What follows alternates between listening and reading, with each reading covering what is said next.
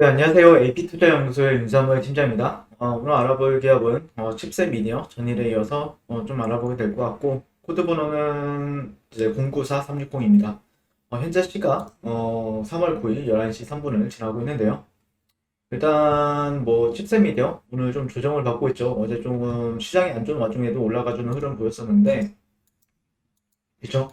지지 레벨에서 잘 지지를 받았고, 아직까지는 뭐 이탈한 흐름은 아닙니다. 이탈한 흐름은 아닌데, 좀 아쉬움이 많이 남을 수 있습니다, 여러분들. 왜냐면은 조금, 그러니까 좀, 이 종목 자체가, 올라갈 듯 싶으면은, 또 꼬리가 달리면서 내려가고, 올라갈 듯 싶으면은 다시 내려가고, 약간 이런 패턴적인 부분들이 많죠.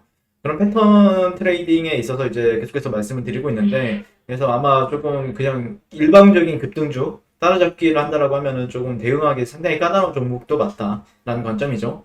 네, 오늘 좀 말씀드리고 싶은 거는 이 종목이 가지고 있는 모멘텀에 대해서 오늘 좀 설명을 드리게 될 것 같고, 그 이후에 차트적인 관점도 한번 설명을 드리도록 하겠습니다. 그리고 항상 뭐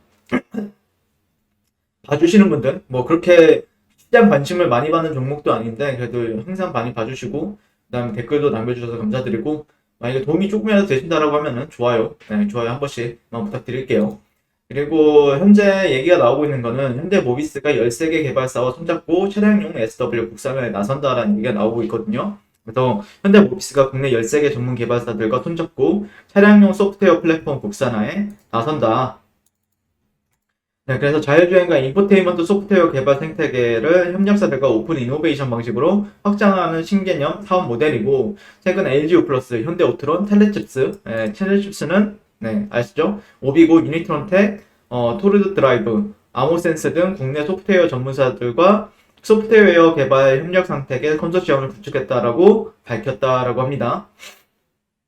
그래서 이들 전문 개발사들과 함께 국내 차량용 소프트웨어 개발 생태계를 확대하고 기술 인력 육성을 중점 추진할 계획이다. 그래서 글로벌 공급 부족 현상을 겪고 있는 차량용 반도체와 전장 평가 분야로도 협력을 확대하기로 했다라고 얘기를 하고 있습니다.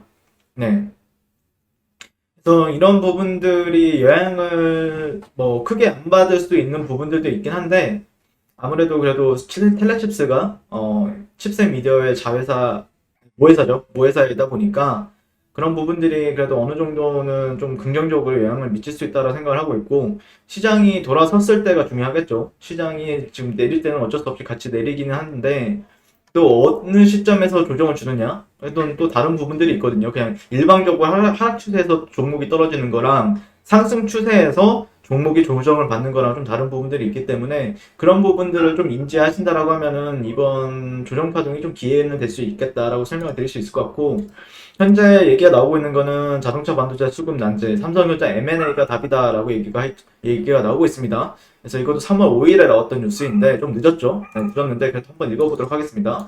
전 세계적으로 차량용 반도체 공급 부족 문제가 심화되자 국내에서도 민간이 합동으로 대책 마련에 나섰다. 이것은 그 주말 전에 얘기가 나왔던 부분들이 있었고, 이것도 얘기를 했었죠. 근데 여기서 이제 조금 내려다 보면은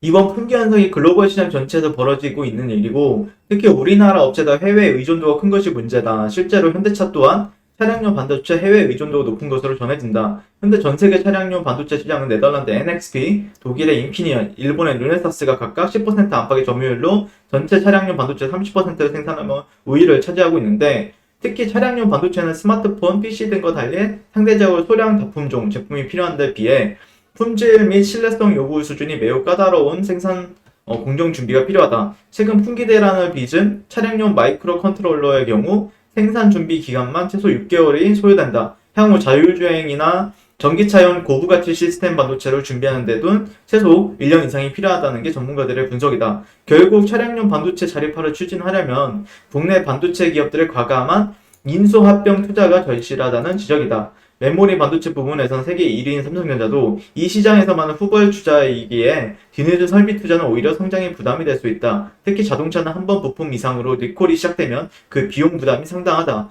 대형 차 사고라도 불거지면 리콜 비용은 물론 평판 타격에 따른 추가 수주길도 막히게 된다.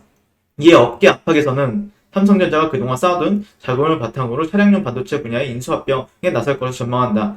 유력한 후보는 네덜란드의 NXP다. 여기 나오죠? 네. 이게 중요하죠. 네, NXP.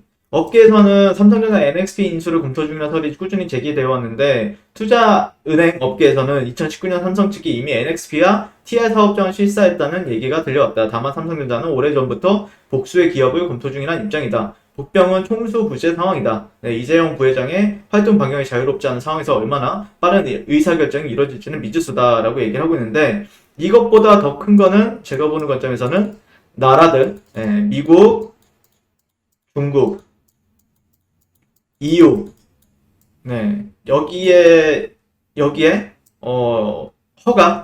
허락을 삼성전자가 맡을 수 있느냐가 저는 이재용 부회장보다 더 중요하다고 생각합니다.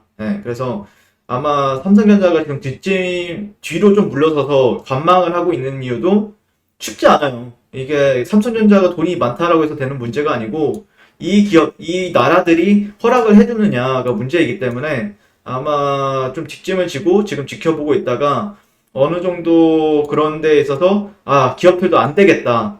뭐 예를 들자면은 미국에서 그래 우리가 밀어줄게 삼성전자 NXP 인수에 합병해. 그래서 대신에 이번 자동차 이런 반도체 품귀 대란에 있어서 너희가 좀 해결을 해줘. 약간 이런 이런 이렇게 협의가 나와야 되지 않을까라고 생각을 하는데, 이거는 예전에도 설명을 드리고 오늘도 설명을 드리겠지만 제 뇌피셜입니다.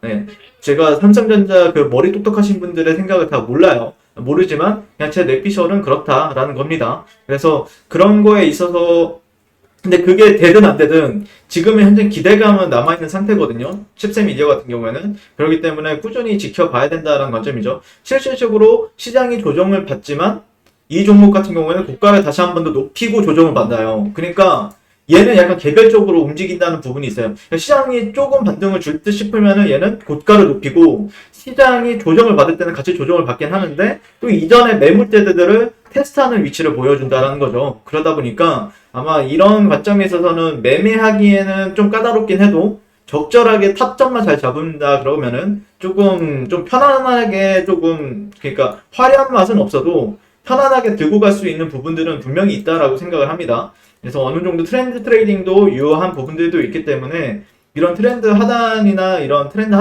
아니면은 직전 매물대를 활용한 매수 전략이 조금 더 맞지 않을까라고 저는 생각을 합니다. 이상 칩셋 미디어에 대해서 기본적으로 그러니까 첫 번째 매물대 설명을 드리게 되면은 이 매물대가 첫 번째 지지 레벨이고요. 두 번째 지지 레벨은 이 하단 구간. 이렇게 여러 차례 지켜주려고 했던 하단 구간의 이 구간이 2차 지지 레벨로 판단하시면 됩니다. 그래서 이런 데서 트렌드 트레이딩 하기에는 상당히 좋다. 왜?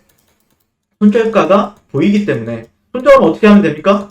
이 트렌드 하단이 이탈할 되고 나서 되돌림을 주면 빠져나오면 되고, 만약에 이 트렌드가 지켜주면 들고 가면 된다 라는 생각이죠. 쉽죠? 그렇기 때문에 오늘 칩셋 미디어는 이 정도로 리뷰를 마치게 될 것 같고, 오늘도 시청해주셔서 감사드립니다. 항상 성공 투자를 응원하겠습니다. 그리고 무료 추천 종목을 매일매일 드리고 있습니다. 네이버에서요, AP투자연구소를 검색하시고요. 웹사이트 상단에 AP투자연구소 홈페이지로 갈 수 있는 링크가 나옵니다. 클릭하시게 되면 홈페이지로 접속을 하실 수가 있고요. 화면 가운데 라이브로 깜빡깜빡하는 게 보이실 겁니다. 그 밑에 2021년 무료 추천 종목이 있고요. 클릭하시게 되면 매일매일 저희 소장님께서 댓글로 리딩을 해드리고 있습니다. 3월 5일, 3월 4일 이렇게 계속해서 매일 추천 도와드리고 있고요. 오늘의 추천 종목의 동향을 한번 살펴보도록 하겠습니다. 7시 22분부터 댓글 리딩에 들어가신 걸 볼 수가 있고요. 주말 사이에 있었던 미증시에 대한 설명부터 상승과 하락에 대한 이유까지 댓글로서 리딩을 도와드리고 있습니다. 그리고 9시가 되면 추천 종목이 나가게 되는데요. 종목명, 매수가, 1차 목표가, 손절가가 함께 제시가 됩니다. 오늘 같은 경우에는 9시에 덱스터라는 종목이 현재가 8,350원 기준 매수, 1차 목표가 8,600원, 손절가 8,050원으로 대응합니다. 이렇게 목표가와 손절가가 명확히 같이 제시가 됩니다. 그랬을 때 주가가 상승하게 되어 목표가에 도달했을 때는 목표가에 도달했다고 댓글로서 리딩을 도와드리고 있고요. 하락하면 하락하게 되었다고 손절에 대한 리딩도 함께 해드리고 있습니다. 지금 이 무료 추천 종목은 로그인을 하지 않아도 누구나 다 볼 수 있는 공개되어 있는 댓글 리딩이기 때문에 홈페이지에 오셔서 종목이 필요하신 분들은 많은 도움 받아가시면 좋겠습니다. 감사합니다.